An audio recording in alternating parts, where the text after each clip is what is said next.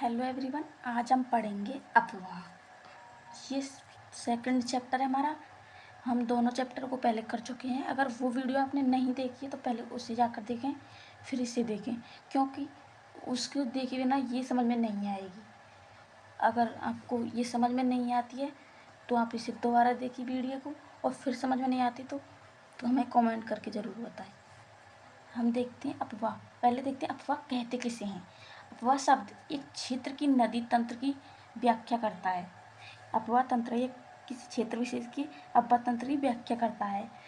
जैसे हम जान सकते हैं कि ये एक नदी है, तो इस नदी के बहने को हम कहेंगे अफवाह। और इस नदी में कई नदियाँ आकर के मिल रही हैं। नदियों की सहायक नदियाँ, मतलब इस नदी की सहायक नदियाँ हैं ये। इस सहायक नदियों के साथ इस नदी को अफवाह तंत्र कहेंगे। अफवाह इस नदी को कहेंगे, और अफवाह तंत्र इस सहायक नदियों के द्वारा जब इसका पूरा तंत्र बन जाता है तो इसे अफवाह तंत्र कहेंगे। ठीक है, अब समझ में आ गया होगा। अफवाह हम इसे कहेंगे जो हमारी नदी बह रही है, जिस क्षेत्र में हमारी नदी बह रही है।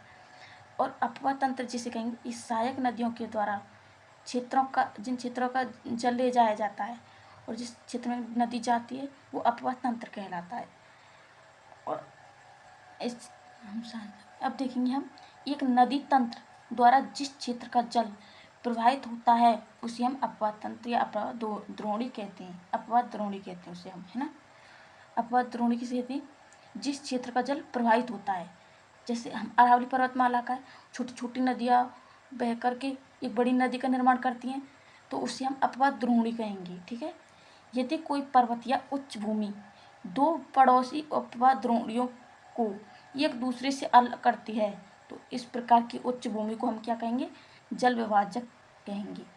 ये क्वेश्चन काफ़ी बार पूछा जाता है, जल विभाजक क्या है, इसे आप जरूर याद करिएगा। जो दो नदियों को एक दूसरे से मिलने से रोकती है, जो भूमि उच्च भूमि जैसे कोई पर्वत टाइप का हो सकता है या थोड़ी ऊंची हो सकती है, तो उसे कहेंगे उच्च भूमि। और जो इस नदी को मिलने से रोक रही है तो उसे कहेंगे हम अपवाह जल विभाजक। ठीक है, और इस नदी को और अगर इस कोई भी पर्वत नहीं होता, बीच में थोड़ा वैसे गैप होता, तो उसे हम क्या कहते हैं ये आप ज़रूर बताएंगे। पहले की वीडियो देखी होगी तो उसे कहेंगे हम दोआब। दो नदियों के बीच की भूमि को क्या कहते हैं? दोआब। ठीक है, अब देखेंगे हम भारत की नदी को दो प्रमुख वर्गों में विभाजित किया गया है। अब देखेंगे उसे कैसे विभाजित किया। एक तो हिमालय नदी और दूसरी है प्रायद्वीपीय नदी। हिमालय नदी किसे कहेंगे? हिमालय नदी उसे कहेंगे जो हिमालय पर्वत से जिनका निर्माण होता है या हिमालय पर्वत की ओर जो बहती हैं उन्हें हम हिमालय नदी कहेंगे। प्रायद्वीपीय नदी जो प्रायद्वीप मतलब पीछे प्रायद्वीपीय दक्षिणी भाग में बहती हैं, भारत के दक्षिणी भाग में बहती हैं, उसे हम कहेंगे प्रायद्वीपीय नदियाँ। ठीक है, तो हम देखेंगे पहले भारत के दो भौगोलिक क्षेत्रों के भिन्न होने के कारण हिमालय तथा प्रायद्वीपीय नदियाँ एक दूसरे से भिन्न हैं। दोनों भौगोलिक क्षेत्रों के उत्पन्न होने के कारण, मतलब हमें पता है भारत का निर्माण हुआ, हिमालय का निर्माण हुआ था। हिमालय का निर्माण किस प्रकार हुआ था? यूरेशियन प्लेट और इंडियन प्लेट के टकराने से तब हिमालय का निर्माण हुआ। और हिमालय का निर्माण हुआ तो यहाँ पर ऊंचे पर्वतों का निर्माण हो गया। ऊंचे पर्वत हैं, इसमें ऊंचे पर्वतों से नदी का निर्माण हुआ है, तो नदी से फिर अपवाह क्षेत्र का निर्माण हुआ है। तो इस कारण यहाँ तेज प्रवाह वाली नदियाँ पाई जाती हैं। और प्रायद्वीपीय नदियाँ होती हैं जहाँ कम पर्वत हैं, और कम पर्वत होने के कारण यहाँ कम नदियाँ हैं, इसका अपवाह क्षेत्र भी कम है, तो इस कारण इसमें अंतर पाया जाता है। अब हम देखेंगे हिमालय और अपवाह, हिमालय का अपवाह। ठीक है, अधिकतर नदियाँ हम देखेंगे पहले अंतर दोनों में, हिमालय की नदियों में और प्रायद्वीपीय नदियों में। हिमालय की नदियों के अब देखेंगे हम विशेषताएं।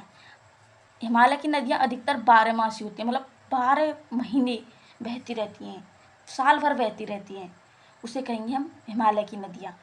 और जो प्रायद्वीपीय नदियाँ होती हैं वो मौसम के अनुसार बहती हैं, वो वर्षा ऋतु में अधिक बहती हैं और ग्रीष्म ऋतु में सूख जाती हैं, या फिर उसका अफवाह कम हो जाता है, मतलब उसमें जल की कमी आ जाती है। ठीक है, हिमालय की नदियाँ उत्पत्ति के स्थान से समुद्र तक लंबे रास्ते को तय करती हैं। जो हिमालय की नदियाँ होती हैं, जहाँ से वे शुरू होती हैं, वहाँ से लेकर के, या उसे बंगाल की खाड़ी में जाना हो, चाहे अरब सागर में जाना हो, या फिर किसी झील में जाना हो, तो उस पूरे रास्ते को वो तय करती हैं। वो बीच में कहीं पर भी लुप्त नहीं होती है। तो वो हिमालय की नदियों की विशेषता है। लेकिन जो प्रायद्वीपीय नदियाँ होती हैं, वो कभी जभी ग्रीष्म ऋतु में या फिर अन्य कोई ऋतु में वे कभी जभी उनका अभाव या जल में कमी आने के कारण वो रास्ते में सूख जाती हैं, या उसका बचे तो कहीं रास्ते में उनका उपयोग कर लिया जाता है मानव द्वारा। क्यों? दक्षिणी भाग में वैसे भी जल की कमी है, दक्षिण पूर्वी में, सॉरी दक्षिण पश्चिम में, तो वहाँ पर है ना, ये अपने मार्ग के ऊपरी भागों के अधिक या तीव्र अपरदन करती हैं। ये ना अरावली पर्वतमाला पर से आएंगी, या फिर कोई भी श्रेणी होगी, उस श्रेणी से ये नदी आएंगी, हिमालय नदी। तो हिमालय नदी ऊपर से आएंगी तो वो उस क्षेत्र का, उस पर्वत का अपरदन करती हुई नीचे की तरफ आएंगी। क्यों? वेग अधिक होएगा, ऊंचे से आएंगे तो वेग, ये तो नॉर्मल बात है कि वेग अधिक होगा तो वहाँ का चट्टानों का, लावे से निर्मित पर्वत का अपरदन करते हुए आएंगी, और अपरदन से वो अधिक अपने साथ अवसाद लाएंगी, तो अवसाद मार्ग को बनाकर आती हैं। तो अब देखेंगे, ये अपने साथ भारी मात्रा में चट्टानों को और बालू को लेकर आती हैं, जिससे उपजाऊ मृदा का निर्माण हो जाता है। वहाँ पर कृषि अच्छे तरीके से की जा सकती है, वहाँ पर लोग अधिक बसेंगे। अगर नदी अच्छे तरीके से रहेगी तो वहाँ पर मत्स्य पालन भी कर सकेंगे। तो हिमालय क्षेत्र में, या फिर हिमालय क्षेत्र में जहाँ से नदियाँ नीचे की तरफ आ जाती हैं, उत्तर के मैदान में, वहाँ जनसंख्या अधिक निवास करती है, वहाँ कृषि भी अच्छी तरीके से होती है। ठीक है, ये अपन ने पढ़ा था पहली क्लास में, पहले क्यों सेकंड क्लास में, सेकंड चैप्टर में। ठीक है, तो उसे जाकर पहले पढ़ेंगे तभी ये समझ में आएगा। हिमालय का निर्माण भी हमने पहली क्लास में पढ़ा था, इससे पहले वाले चैप्टर में, और प्रायद्वीपीय पठार भी पढ़ा था, नदियाँ भी अच्छे तरीके से पढ़ी थी, जिससे आधा चैप्टर तो उसी क्लास में समझ में आ रहा है ना। तो अब देखेंगे हम मध्य एवं निचले भागों में ये नदियाँ विसर्ग, गोखुर, झील अपने बाढ़ वाले क्षेत्रों में एक स्थान पर बहुत सी आकृतियों का निर्माण करती हैं। तो ये तो नॉर्मल बात है कि यदि कोई नदी बहेगी तो या तो वो किसी अक्षर का निर्माण, जैसे यू आकार की घाटी का निर्माण कर देगी उसके प्रवाह के कारण, या फिर वो किसी प्रकार का विसर्ग का निर्माण कर देगी, या फिर वो ऐसे रेंगती हुई जाएगी, या फिर वो किसी यू निर्माण कर देगी, या फिर झील का निर्माण कर देगी। ये तो नॉर्मल बात है ना, जहाँ नदी बहेगी वहाँ आप विभिन्न प्रकार की आकृतियों का निर्माण तो करेगी नदी, ये तो नॉर्मल बात है। हिमालय की दो प्रमुख नदियाँ उत्तरी पर्वत श्रेणियों से निकलती हैं। हिमालय, ये आपको बताना है, ये मैंने पिछली वीडियो में बताया था ना कि हिमालय की दो नदियाँ हैं जो उत्तर पर्वत श्रेणियों से निकलती हैं, एवं ये पर्वतों की कटाई और गार्ज का निर्माण करती हैं। तो मैंने बताया था किस गार्ज का निर्माण करती हैं, ये आप पिछली वीडियो में देखिएगा, और इसे मुझे कमेंट करके ज़रूर बताइएगा। अब हम देखेंगे प्रायद्वीपीय नदियाँ। प्रायद्वीपीय नदियों की विशेषता देखी, हमने हिमालय की नदियों की विशेषता देखी है, अब हम देखेंगे प्रायद्वीपीय नदियों। ये नदियाँ मौसमी होती हैं, ये मैंने बताया। शुष्क मौसम में इसका प्रभाव वर्षा पर निर्भर करता है। अगर वर्षा होगी तो उसमें तेज़ पानी आएगा, और तेज़ पानी आएगा तो फिर वहाँ उसका प्रभाव अधिक हो जाएगा, तो वो नदी जहाँ जा रही है उस स्थान पर पहुँच पाएगी। शुष्क मौसम में बड़ी बड़ी नदियों का जल भी घटकर छोटी छोटी धाराओं में बहने लग जाता है। क्यों? वहाँ का जो जल है इसलिए कम हो जाएगा, क्यों? वहाँ के जो तेज़ धूप के कारण या फिर मनुष्य के ज़्यादा उपयोग के कारण उसका प्रवाह कम हो जाएगा, जल कम हो जाएगा, जल कम होगा तो प्रवाह कम होगा, और प्रवाह कम होगा तो फिर उसका वेग भी कम हो जाएगा, तो इसी कारण वो वहीं पर धाराओं में विभाजित हो जाएगी, तो वो अपने मूल स्थान पर जहाँ उसे जाना है वहाँ नहीं पहुँच पाएगी। जैसे नर्मदा नदी है, अगर उसका वेग कम हो गया, अगर उसमें जल कम हो गया तो वो फिर पहुँच पाएगी क्या अरब सागर में? पहुँच पाएगी कि नहीं पहुँच पाएगी ना। अगर उसका ज़्यादा उपयोग करें, सूख जाए वो, उसमें थोड़ा ही जल रहे तो नहीं पहुँच पाएगी। हिमालय की नदियों की तुलना प्रायद्वीपीय नदियों की लंबाई कम तथा छिछली होती है, क्योंकि इसमें जल की कमी होती है तो वो छिछली होती है। और इसकी लंबाई कम तो होगी क्योंकि क्योंकि इनका प्रवाह कम होता है, इसमें जल की कम मात्रा होती है, इधर कम जल पाया जाता है। तो यहाँ पर और हिमालय तेज प्रवाह वाली नदियाँ, लंबी नदियाँ पाई जाती हैं, और यहाँ छोटी नदियाँ पाई जाती हैं। वहाँ पर ये तो बहुत छोटी, हिमालय में तो बहुत लंबी लंबी नदियाँ होती हैं, लेकिन प्रायद्वीप में बहुत छोटी छोटी नदियाँ होती हैं। इस प्रकार की कुछ नदियाँ केंद्रीय उच्च भूमि से निकलती हैं तथा पश्चिम की तरफ बहती हैं। प्रायद्वीपीय पठार में प्रायद्वीपीय घाट की तरफ, फिर जो उत्तर का घाट है, उत्तर पूर्व, जैसे हमें बताती हूँ, इस पर यहाँ पर जो घाट है हमारा दक्षिण की तरफ, ये मैंने बताया था आपको पिछली क्लास में, याद होगा। तो ये ऊंचा है, और इस घाट की अपेक्षा पूर्वी तट है ना, इसकी अपेक्षा पश्चिमी तट है ना, पश्चिमी तट ये ऊंचा है। और यहाँ पर जो नदियाँ बहती हैं इधर के क्षेत्र में, पश्चिमी तट में, ये सभी इधर ना जा कर के, अरब सागर में ना जा कर के, वो यहाँ से बंगाल की खाड़ी में जाती हैं। एक दूसरे में कृष्णा कावेरी आपस में एक दूसरे में मिल करके वो बंगाल की खाड़ी में जाती हैं, और यहाँ पर कुछ गार्ज वगैरह का निर्माण भी करती हैं। ठीक है, यहाँ पर जाती है महानदी। ठीक है, तो अब देखेंगे हम, नदियाँ केंद्र उच्च भूमि से निकलती हैं तब पश्चिम की तरफ जाती हैं। केंद्र उच्च भूमि से निकल रही हैं, और लेकिन वो पश्चिम की तरफ ही बहेंगी। प्रायद्वीपीय भारत की अधिकतर नदियाँ पश्चिमी घाट से निकलती हैं तथा बंगाल की खाड़ी की तरफ बहती हैं। वो पश्चिमी घाट से निकलती हैं इधर के यहाँ से, लेकिन वो जाती हैं बंगाल की खाड़ी में, क्योंकि इधर का क्षेत्र ऊंचा है। इधर सिर्फ कुछ ही नदियाँ जाती हैं, जिनमें दो बड़ी नदियों के नाम है तापी और दूसरी का नाम है नर्मदा। और इधर तो काफ़ी नदियाँ जाती हैं, जैसे कृष्णा, कावेरी, गोदावरी, महानदी आदि। अब देखेंगे हम पहले हिमालय की नदियाँ। हिमालय की प्रमुख 3 नदियाँ हैं। पहली ये है सिंधु, गंगा और ब्रह्मपुत्र। ये 3 नदियाँ हैं हिमालय की मुख्य, लेकिन ये हमने पहले भी पढ़ा दी थी पिछले चैप्टर में, इससे जस्ट पहले वाले चैप्टर में। सिंधु नदी, इसे हमें एक बार मैप में ज़रूर देखना चाहिए, कि हमारे पास किताब है ना, उसमें एक बार देख लेंगे तो हमें क्लियर इनके क्षेत्र का पता लग जाएगा। सिंधु नदी का उद्गम होता है मानसरोवर झील से, ये मैंने बताया था। इसमें 72 झीलों का मिश्रण है, और इसमें एक झील का निर्माण, एक झील का जो जल का कलर अलग हो जाता है तो सभी झीलों का कलर अलग हो जाता है, इसीलिए इसे मैजिक झील भी कहते हैं। इस झील के निकट तिब्बत में होता है। तिब्बत कहाँ है? चीन में। ठीक है, पश्चिम में बहती हुई यह नदी भारत में लद्दाख में प्रवेश करती है। ये लद्दाख देख, यहाँ से प्रवेश करती है, और यहाँ ये किसका निर्माण करती है? सुंदरगढ़ का निर्माण करती है। और ये उसके बाद में इस क्षेत्र की सहायक नदियाँ जैसे जास्कर, यहाँ पर एक जास्कर क्या था? पर्वत भी था, वहीं से एक जास्कर नदी भी है। और नूहू, श्योक, हुंजा आदि नदियाँ इसकी सहायक नदियाँ हैं। और ये बलूचिस्तान, गिलगिट, बलूचिस्तान के बाद में गिलगिट से अटक क्षेत्रों से पाकिस्तान में प्रवेश कर जाती है। ठीक है, और पाकिस्तान में मिठान कोटा, अरब सागर, इसका ढाल बहुत कम हो जाता है। अरब सागर तक पहुँचते पहुँचते इस नदी, सिंधु नदी का जो वो है प्रवाह या उसका वेग, वो कम हो जाता है।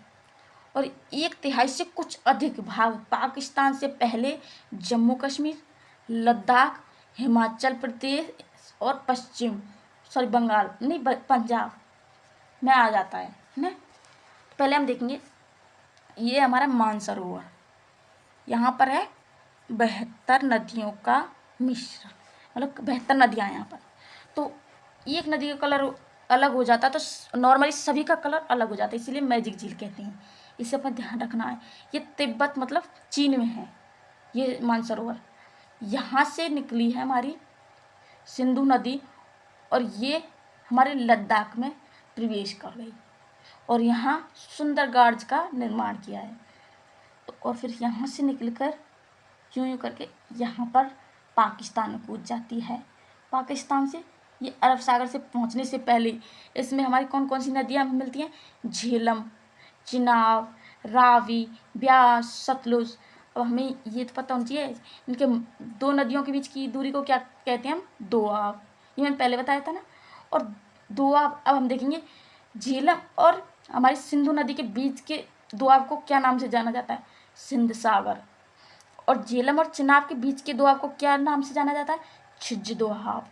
चिनाब और रावी के मध्य के दोआब को क्या नाम से जाना जाता है? रेचना या रचना दोआब। और रावी और उसके बाद में ब्यास नदी के मध्य के दोआब को क्या नाम से जाना जाता है? बारी दोआब।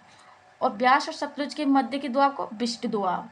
सतलुज है ये ब्यास में मिल जाती है और ब्यास सतलुज और स्वयं के पानी को किस में मिला देती है? सिंधु नदी में। और उसके बाद में रावी और चिनाब, ये सभी नदियों का जल कहाँ? सिंधु नदी में मिल जाता है। इसीलिए पंजाब का नाम पंजाब नाम पड़ा, हमारे पंजाब का नाम पंजाब पड़ा। ठीक है, क्यों? 5 नदियाँ हैं इसलिए पंजाब पड़ा। अब हम देखेंगे इसके बाद किस कौन सी नदी देखेंगे? गंगा नदी। अगर आपको समझ में नहीं आता तो आप बता दीजिए। बस नॉर्मल कितनी बात याद रखनी है? मानसरोवर से निकलती है, फिर लद्दाख में प्रवेश करती है, वहाँ एक गार्ज का निर्माण करती है और सभी सुंदर अपने सुंदर क्षेत्र बताती हैं।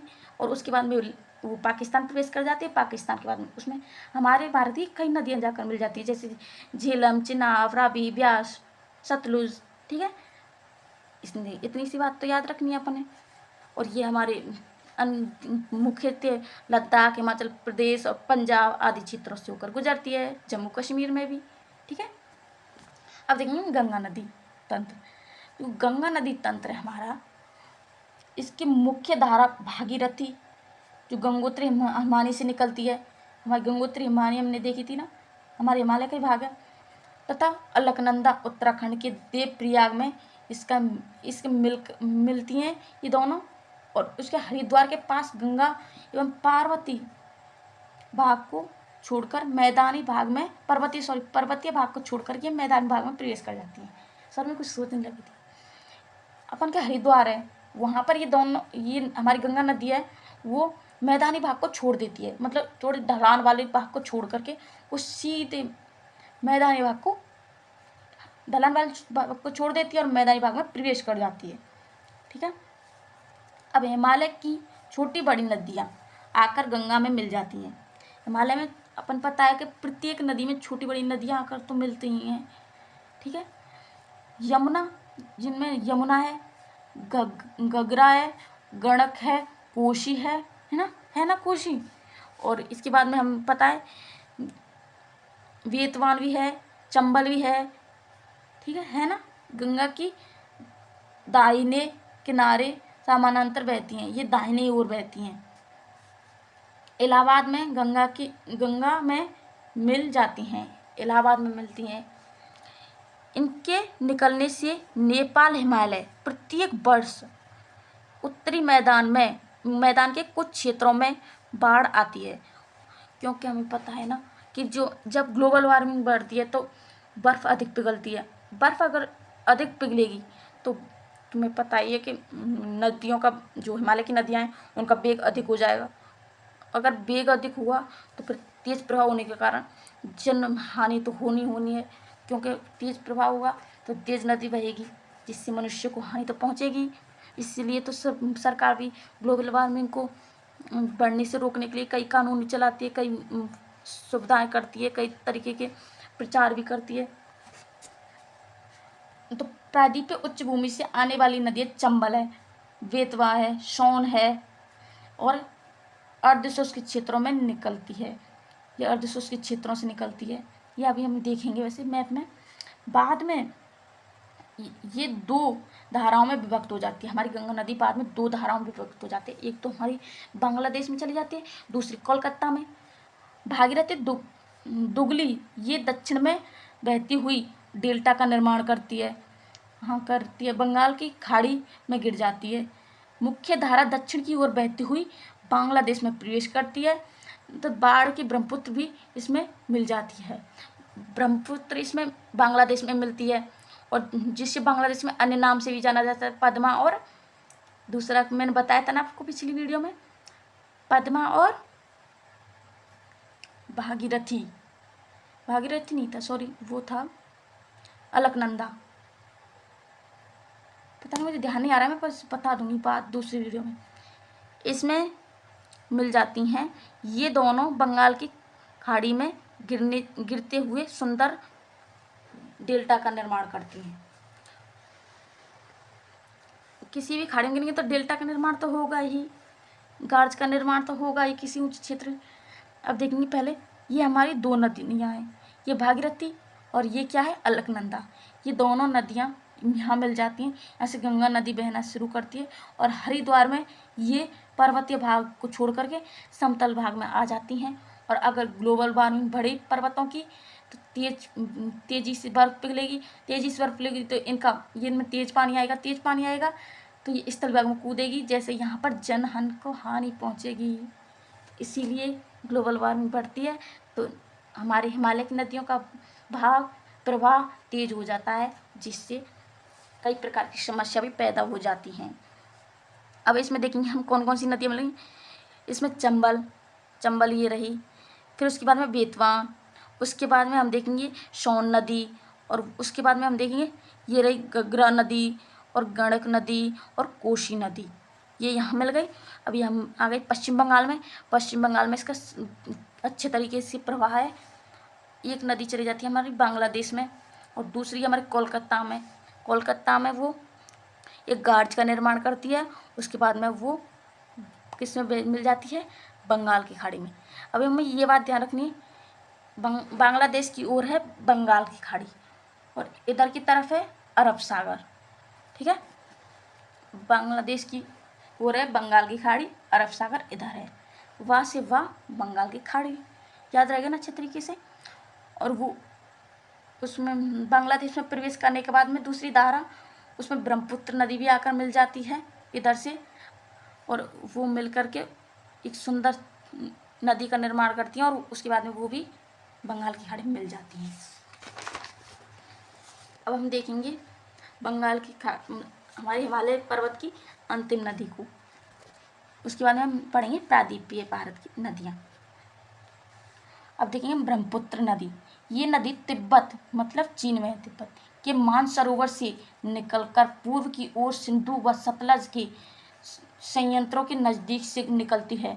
सिंधु, अपन को पता है सिंधु कहाँ से निकली थी, वो सिंधु निकली थी मानसरोवर से, लद्दाख में प्रवेश किया था, अच्छे गार्ज का निर्माण किया था। उसके बाद में वो जम्मू कश्मीर से होकर के पाकिस्तान में मिल जाती है, पाकिस्तान के बाद में वो नीचे की तरफ आती है तो कई नदियाँ झेलम चेनाब आदि मिल जाती है उसमें। उसके बाद में वो कहाँ मिल जाती है, अरब सागर में। ये बात अपन ने पहले पढ़ी थी ना। और इसकी तरह में याद रखना है, मानसरोवर से ही सिंधु नदी निकली थी और मानसरोवर से ही ब्रह्मपुत्र नदी निकलेगी, ठीक है। ये मानसरोवर से ब्रह्मपुत्र नदी निकलती है, लेकिन ये प्रवेश कहाँ से करती है भारत में, ये करती है अरुणाचल प्रदेश से। अरुणाचल प्रदेश के बाद में वो असम को दो भागों में बांटती है।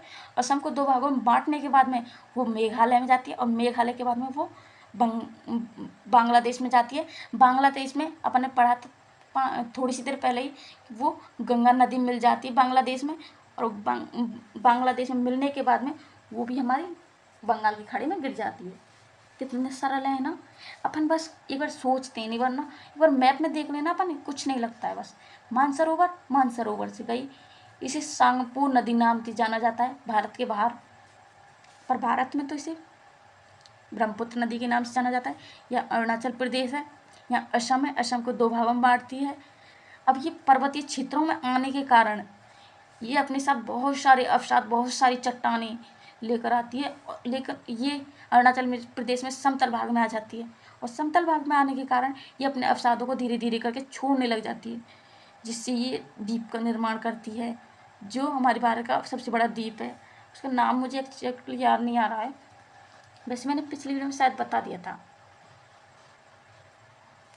अब देखेंगे, हम पहले से पढ़ लेते हैं, है ना। ये पूर्व की ओर सिंधु व सतलज नदी के स्रोतों से नज़दीक से गुजरती है, लेकिन उनसे मिलती नहीं है, ये बात ध्यान रखना। सिंधु व सतलज के स्रोतों से नज़दीक से निकलती है, सतलज सिंधु यहीं से निकलती है ना, इसीलिए इसकी लंबाई सिंधु से कुछ अधिक है, ये बात हमें याद रखनी है कि सिंधु नदी जो हमारे लद्दाख से होकर के नहीं, जम्मू कश्मीर से गुजर के, पाकिस्तान से गुजर के नहीं, और जो हमारे कई भागों से होकर गुजर के, और वो कहाँ जा रही है, अरब सागर में, उससे भी बड़ी हमारी ब्रह्मपुत्र नदी। और वैसे हमें लगता है वैसे देखने में कि ब्रह्मपुत्र नदी सिंधु नदी से छोटी हो सकती है, लेकिन छोटी है नहीं। ठीक है, इसके अधिकतर भाग भारत में बहता है, और उसका अधिकतर भाग भारत में ही बह रहा था। अपन पढ़ा था ना, भारत के अरुणाचल प्रदेश में गार्ज बनाती है। यहाँ किसका निर्माण करती है वो, एक गार्ज का निर्माण करती है। क्यों, ऊंचे पर्वत क्षेत्रों से आएगी तो और नीचे स्थलीय भाग में गिरेगी, तो फिर उसका तेज प्रभाव होने के कारण वो नीचे गार्ज बनाएगी, तो तेज, तो वहाँ मृदा का अपरदन होगा, मृदा का अपरदन होगा तो वहाँ गड्ढा होगा, गड्ढा इस प्रकार का गड्ढा बनेगा तेज नीचा, तो उसे हम गार्ज कहेंगे, और वहाँ से फिर जल बहेगा। ठीक है, गार्ज बनाती है, इस प्रवेश गार्ज से प्रवेश करती है, तथा दिहांग इसकी सहायक नदी दिबांग लोहित कैनून से मिलकर असम में प्रवेश करती है। इसकी सहायक नदियाँ क्या हैं, दिबांग, लोहित, और इसे उस क्षेत्र में किस नाम से जाना जाता है, दिहांग। दिहांग किसको जाना जाता है, ब्रह्मपुत्र को। उसकी सहायक नदियाँ क्या हैं, दिबांग, लोहित, कैनून। ठीक है, अब इसके बाद में देखिए हम प्रादीपीय नदियाँ। हमारी प्रादीपीय नदियाँ, हमने देखा था ना प्रादीपीय नदियाँ कि उनमें ढाल नहीं होता, अधिक पर्वत न होने के कारण वहाँ कम वर्षा होती है, कम वर्षा होती है और कम बर्फ पिघलती हैं, तो छोटी नदियों का निर्माण होता है। मतलब हमारे हिमालय वगैरह में इसका होता है अधिक। अब देखिए हम पहले प्रादीपीय भारत में कुछ जल विभाजक प्रादीपीय भारत में मुख्य जल विभाजन का निर्माण पश्चिमी घाट द्वारा होता है। हमारा प्रमुख जल विभाजन का कार्य कहाँ से होता है, पश्चिमी घाट से। पश्चिमी घाट कहाँ है, हमने पिछली वीडियो में पढ़ा था, इसीलिए मैं कह रही हूँ पहले वो वीडियो जरूरी है देखने के लिए। ये है पूर्वी घाट और ये है पश्चिमी घाट। यहाँ मैंने 3 तट बताए थे, अब उनका नाम आप बताओगे। अगर आपने पिछली वीडियो पढ़ी होगी तो ज़रूर बताओगे, और मैं बहुत खुशी होगी मुझे अगर आपने इस नाम बताया, क्योंकि मुझे भी अच्छा लगा, क्योंकि मैंने पढ़ा है तो आपको याद है या नहीं। यहाँ पर इसका मैं नाम बता देती हूँ आपको, मालवार द्वीप, मालवार तट। ठीक है, इधर क्या है, लक्षद्वीप, मैंने बताया था ना। इधर क्या है, अंडमान और निकोबार द्वीप, और यहाँ क्या है, श्रीलंका। इसके मध्य में छोटी सी जल का भाग बचता है, थोड़ी सी नदी आती है, तो क्या कहते हैं हम, पाक जल संधि या मिंत्रा। ये आपको याद था, पिछली वीडियो में बताया था ना। अब ये भाग अधिक ऊंचा है इसकी अपेक्षा, इस तट की अपेक्षा, पूर्वी तट की अपेक्षा पश्चिमी तट ऊंचा है। अब ऊंचे में ज़्यादा नदी जाएंगी या फिर नीचे में जाएंगी, ये तो नॉर्मल बात ही है, हमें पता है सब। तो इसी कारण यहाँ की भी जो नदियाँ इधर ना बह करके इधर जाती हैं, जैसे कृष्णा, कावेरी, गोदावरी, और यहाँ पे महानदी, ये सारी नदियाँ यहीं जाती हैं बंगाल की खाड़ी में। अरब सागर में कुछ ही नदियाँ जाती हैं जो हमारे गुजरात क्षेत्र के नीचे से होकर के जाती हैं यहाँ से। ये इनमें 2 प्रमुख बड़ी नदियाँ हैं, एक तो है नर्मदा और दूसरी है ताप्ती। जो नर्मदा और ताप्ती दोनों ही मध्य प्रदेश से जाती हैं, एक सतपुड़ा की पहाड़ियों से जाती है और दूसरी हमें पता ही है अमरकंटक पहाड़ी से। हम पहले देखते हैं इस क्षेत्र की नदियाँ। महानदी कृष्णा, कावेरी, गोदावरी वे बंगाल की खाड़ी में गिरती हैं। ये अपने मुहानों पर डेल्टे का निर्माण करती हैं, तो नीचे में जाएंगी इसलिए डेल्टे का निर्माण करेंगी। ठीक है, नर्मदा और ताप्ती 2 ही बड़ी नदियां हैं जो पश्चिम की ओर जाती हैं।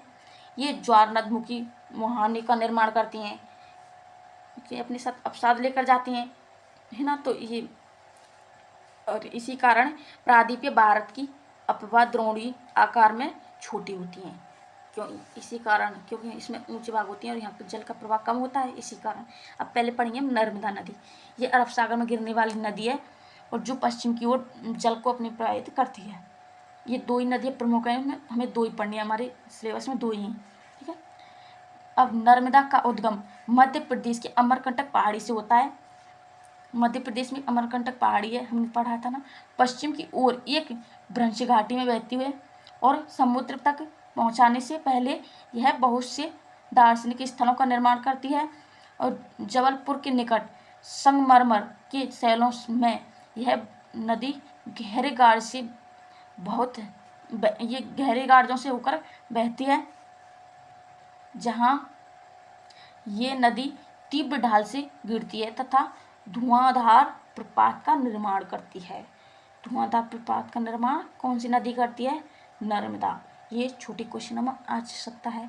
और वैसे भी ये अगर अपन इतने छोटे छोटे क्वेश्चन अभी से पढ़ते के चलेंगे ना, तो फिर अपन आने वाले सिलेबस में, आने वाले जो हमें कंपटीशन की तैयारी करेंगे, तो हमें ज़्यादा दिक्कत नहीं आएगी।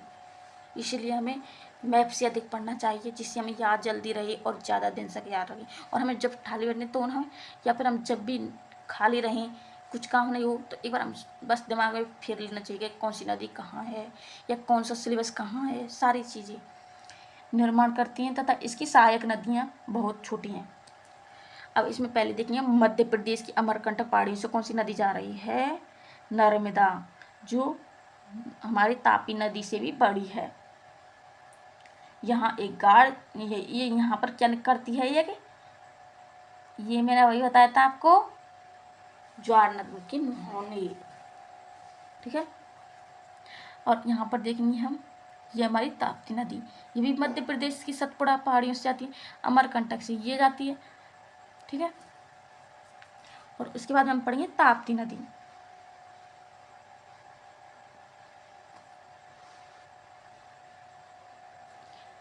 ताप्ती द्रोणी, इसका उद्गम मध्य प्रदेश की बैतूल जिले में सतपुड़ा की श्रेणियों से होता है। यहाँ भी नर्मदा की भांति भ्रंश घाटी में बहती है। नर्मदा और ये दोनों ही भ्रंश घाटी में बहती हैं, ठीक है। लेकिन इसकी लंबाई बहुत कम है। इसकी द्रोणी मध्य प्रदेश, गुजरात व महाराष्ट्र के राज्यों में है। ये दो राज्यों में बहती है, मध्य प्रदेश और गुजरात। और उसके बाद में नहीं, वो अरब सागर में गिर जाती है। अरब सागर व पश्चिम घाट की तटीय मैदान बहुत ही संकीर्ण है, इसलिए नदियों की लंबाई कम है।